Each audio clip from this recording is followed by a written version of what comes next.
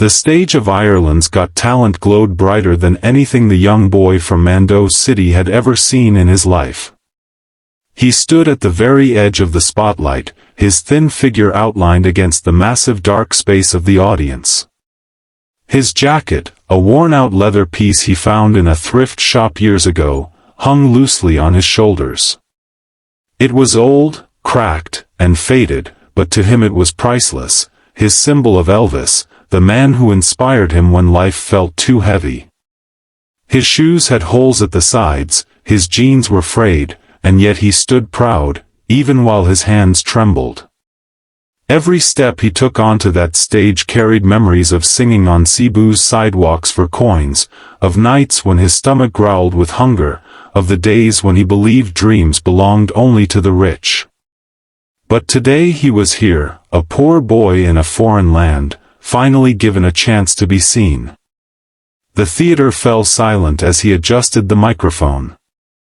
He could feel thousands of eyes staring at him, judging his posture, his clothes, his poverty.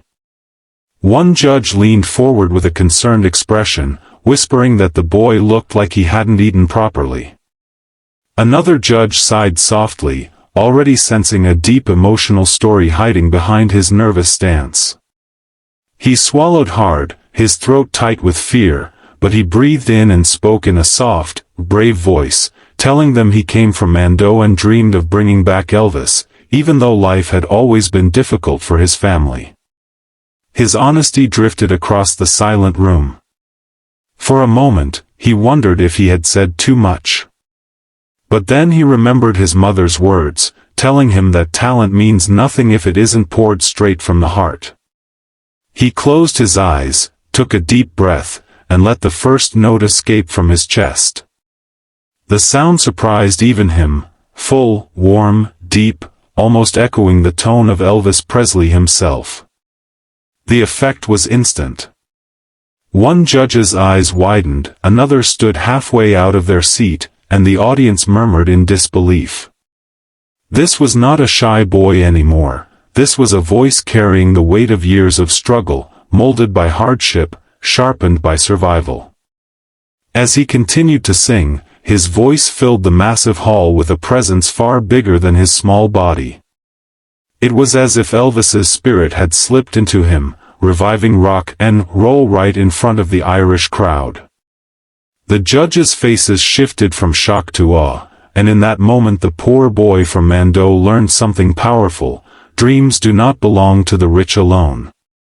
Dreams belong to the brave. Here is scene 2 expanded into 450 words, without headings, and without boxes. The moment the boy shifted into the second verse, a quiet wave swept through the theater, the kind of silence that meant every soul in the room was fully captured. His voice wasn't just singing, it was telling a lifetime of struggle, every note carrying the loneliness of nights spent singing on street corners, every breath shaped by the hunger he had endured. The stage light softened into a warm blend of blue and gold, wrapping him in a glow that made him look almost unreal, like a figure pulled out of time. People watched with open mouths, unable to understand how someone so young, so visibly poor, could produce a sound that felt so ancient, so legendary, so unmistakably tied to Elvis Presley. One judge's hand flew to their mouth, eyes already watering. It wasn't just the voice, it was the rawness, the honesty, the years of pain woven into each note. Another judge leaned back, wiping a tear before it could fall, whispering to the others that the boy wasn't performing, he was living the music. His trembling hands, barely holding the microphone steady, told a story of fear mixed with hope. He looked like a child who had suffered and grown too early, yet he sang with the soul of someone far older, carrying generations of struggle in his tone. In the middle of the song, he reached a powerful high note, one that rose so perfectly that the entire audience gasped as one. The sound echoed through the grand hall like a prayer. It was impossible to ignore the depth of his emotion. People in the front row clutched their chests, some crying openly. A few audience members stood up, unable to contain the energy passing through the room. They had come expecting entertainment, but what they received was a resurrection, rock and roll living again through a poor Filipino boy who had fought for every moment of his life. The judges' reactions grew more intense. One pounded their palm on the table, overwhelmed, eyes shining with admiration. Another shook their head in disbelief, repeating softly that this was Elvis reborn, that this was a miracle on stage. And all the while, the boy closed his eyes and surrendered completely to the song. For those minutes, nothing else existed, no poverty, no struggles, no dark nights he had endured. There was only the music, pure and consuming. When he opened his eyes again, the audience was already rising to their feet, their applause beginning before he even finished the last note. It was clear to everyone in the room that something unforgettable had just happened. The spirit of Elvis had returned, and it came through a boy who had once been invisible. As the final note rang out across the Ireland's Got Talent stage, the entire auditorium erupted in a roar so loud it shook the walls. The boy from Mandaue City stood frozen, his chest rising and falling with heavy breaths, his eyes wide as he realized what he had just done. His hands trembled at his sides, the microphone still vibrating from the power of his last note. For a second, he thought he might fall to his knees from the intensity of it all. He had given everything he had, his fear, his pain, his dreams, and poured it into the song like it was his last chance to be heard. Then the judges stood up. Not one, not two, but all of them at the same time, chairs scraping back loudly as they pushed away from the table.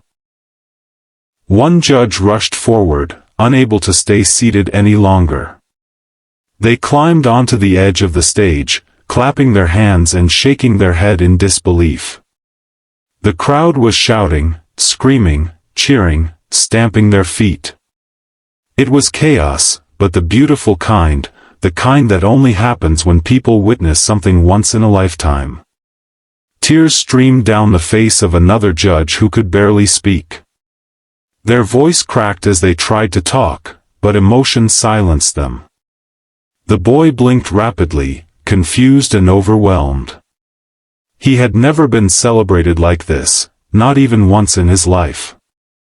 Growing up poor meant applause didn't exist, survival did. And yet here he was, bathed in the blinding stage lights, watched by cameras and thousands of people, being lifted by the love of a crowd who saw him, truly saw him.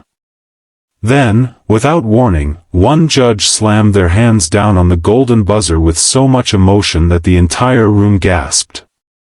A second later, the golden confetti burst from the ceiling, cascading down like a shimmering rainstorm. The boy's mouth fell open, his eyes filling with tears as the golden pieces landed in his hair, on his jacket, on his trembling hands. The judge who had run to the stage grabbed him in a tight embrace, whispering words he couldn't even hear through the sound of his own heartbeat thundering in his ears. The confetti fell so thick that for a moment he couldn't even see the audience, only gold surrounding him like a miracle. He brought his hands to his face and cried, not quietly, but deeply, like someone who had held in years of emotion and finally let it out. Through the tears he whispered that this moment was for his mother, for the poor, for those who dared to dream even when life gave them nothing. The audience, still standing, clapped in rhythm, chanting his name as he stood in the middle of the golden storm. It was a moment no one in that room would ever forget, a poor Filipino boy reviving rock and roll and capturing the hearts of an entire nation.